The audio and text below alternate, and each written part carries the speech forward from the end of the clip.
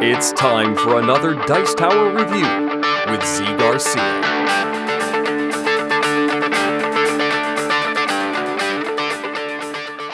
Hey everybody, today we are taking a look at a game of one of my favorite genres, cooperative games.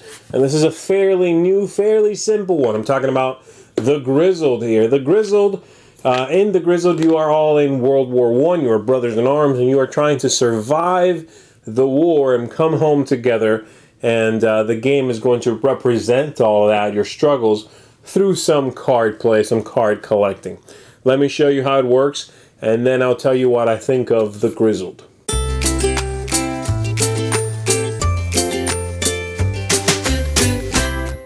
Here's what the game looks like, mostly set up for 4 players.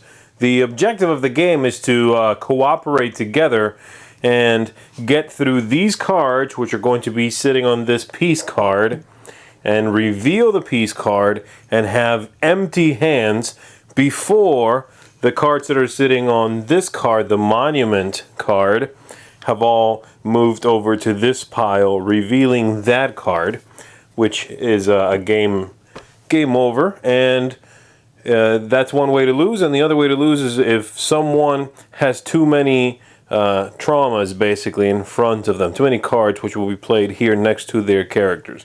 These cards have a few different things, and they're really the heart of the game.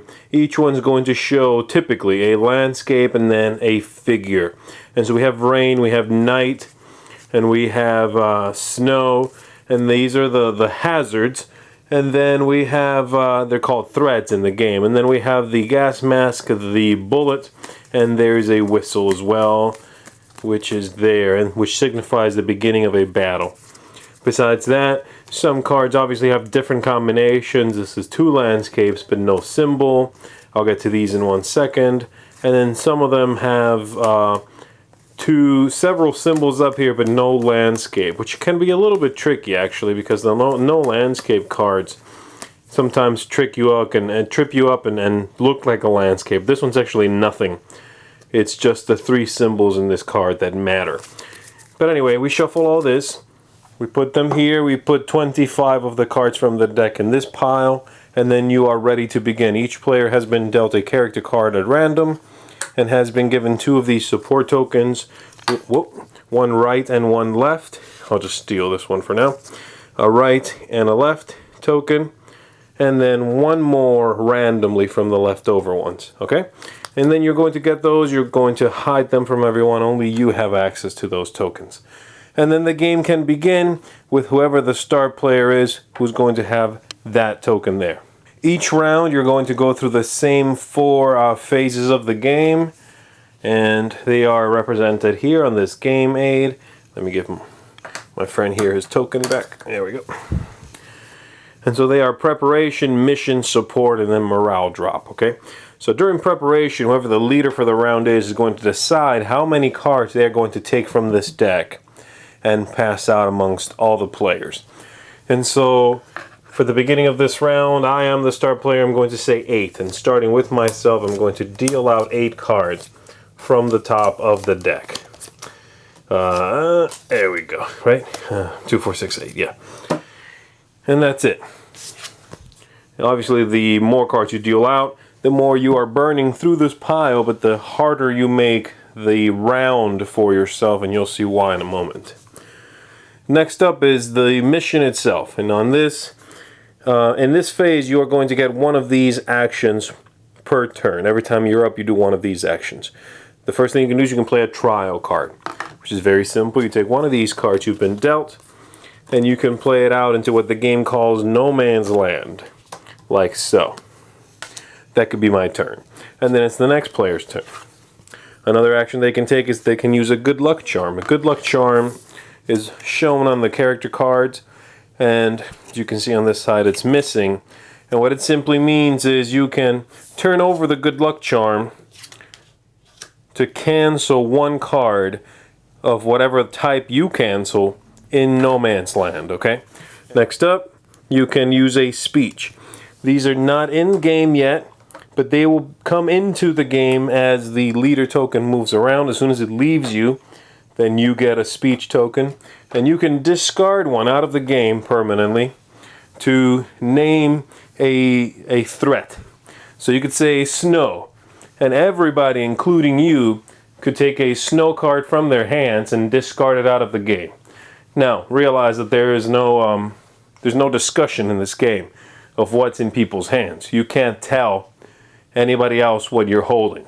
The tricky part of sort of dealing with each other is getting to understand what should happen and when it should happen. Obviously, these are a little bit better earlier in the round when everybody's still holding the cards that just got divvied out. So, there's that. Next up, we've got withdraw and play a support tile, which basically means passing. And so, why would you pass? Let's jump ahead here a little bit. The idea is that you are trying, as I said, to burn through this pile, and if you ever have showing up in no man's land 3 of the same threat, then you bust. Basically, you've gone too far, and all the cards, everybody at that moment rounds over, and all those cards, instead of being discarded, are actually going to get shuffled back in here, which is awful. And so this player, let's say, is going to play this card here, which is Snow and the Gas Mask. Now, as you can see, there's a little symbol down here. If you choose to play with the introductory version of the game, you can ignore that symbol. Otherwise, that symbol means flip another card from here. And this is one of every land type and one of every symbol.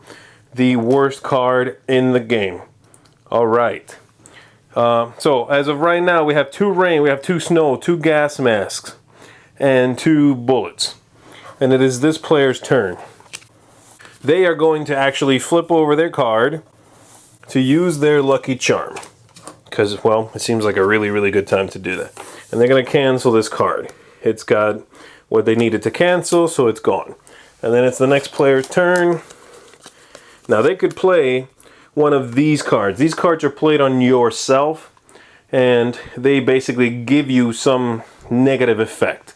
And this one says clumsy. After your withdrawal, you must draw a trial card and play it.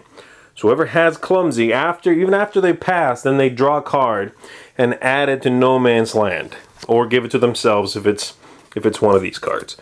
And so they are going to they'll play this card, because that's still okay, because there's just 2 snow so far. And then this player, let's say I want to pass, because I cannot play that. If I pass, I hold on to my card, and then I'll take these tokens, and I'm going to put one in front of me face down. And what this represents is who I'm giving support to. And so let's say I'm supporting to my right. Alright?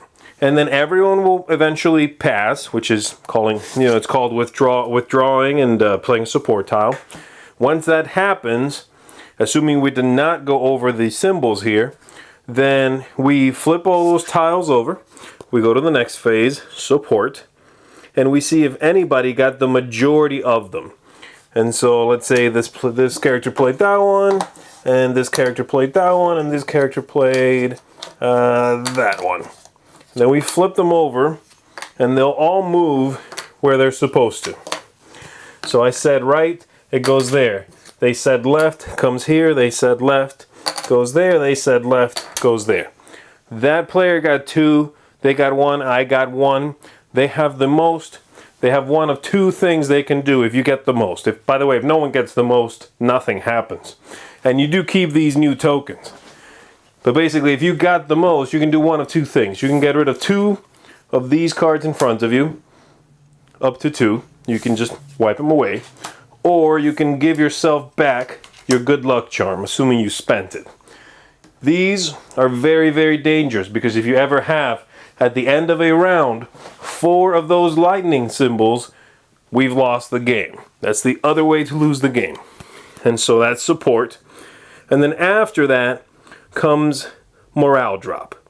And morale drop, the way that works is we are going to transfer from this pile as many cards as we're still holding to this pile. At least 3 anyway. So right now, if we had all passed, and there I have 1, this character has 1, they have 2, and they would have had this 1 So there's 5. We take 5 cards from here. 1, 2, 3, 4, 5. And they move over. This goes to the next player. I get a speech. And we continue. Again, the objective of the game is to burn through all these cards before all of these end up transferring over, or somebody has too many of those trauma cards with the lightning symbol, and we lose the game anyway. And that's basically the Grizzled. It's a very tense, cooperative game, but a very simple design as well. When I first opened this game up and started reading the rules, I was honestly concerned when I saw that the cards were basically colors and shapes, not the ones that have text and are very cool and affect the players in very interesting and negative ways. But the other cards, snow, rain, it could be blue, green, red, triangle, circle, square. And so I was concerned. I was like, ooh, this is going to be really abstract. I was worried about that. But those worries and concerns were ultimately unfounded, because while the game mechanisms are very simple, they lead to a great shared tension at the table. And this game is very tense. It's I like the sort of, for such a quick game, the arc that develops as you get closer to the end. Whether you're winning or losing in the game is incredibly tough, by the way, to win in this game. I like the tension that builds around the table. I like that you'll make sacrifices, you'll make tough calls, you'll decide who you support, and that can be a big deal. And the game has none of those things can be discussed.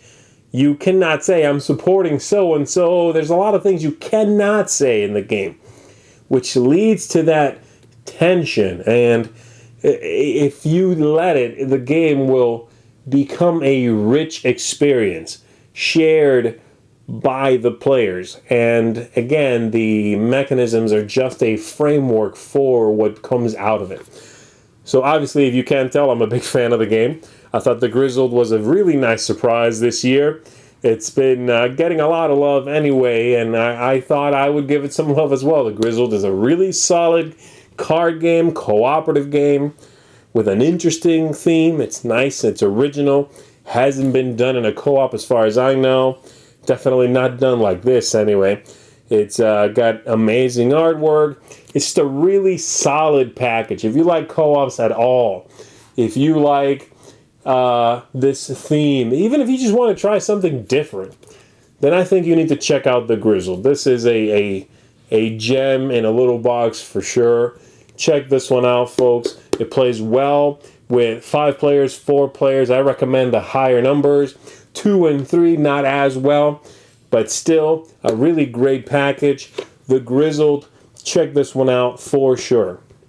Thanks so much for watching the Dice Tower videos. Find more great videos and reviews, as well as our top-rated audio podcast at Dicetower.com. You can also find other great shows at Dicetowernetwork.com. I'm Eric Summerer, and you've been watching The Dice Tower. The Dice Tower is sponsored by Cool Stuff Inc., where you can find great games for great prices. Cool stuff in stock. Check them out at CoolStuffInc.com.